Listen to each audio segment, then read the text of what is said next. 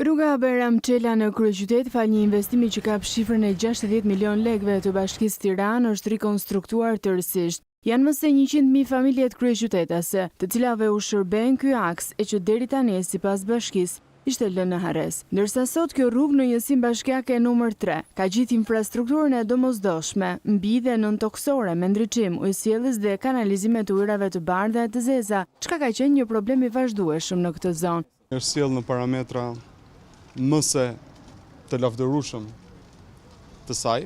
Ka qenë një rrugë e cila është kërkuar me ngulm nga komuniteti i kësaj mini bashkie, dikur në gjendje të mjerueshme, është edhe një herë treguesi dhe prova e përkushtimit të Bashkisë Tiranë ndaj komunitetit të qytetit tonë. Por gjithashtu edhe të mbajmë premtimin tonë për një qytet dhe një Tiranë evropiane. Nënkryetari i Bashkisë Zoti Bozdo ka theksuar më tej se do të vijojë programi ambicioz i Bashkisë për investime të vazhdueshme në çdo kënd të Tiranës për të mundur t'i ofrohet kryeqytetasve një standard i ri jetese.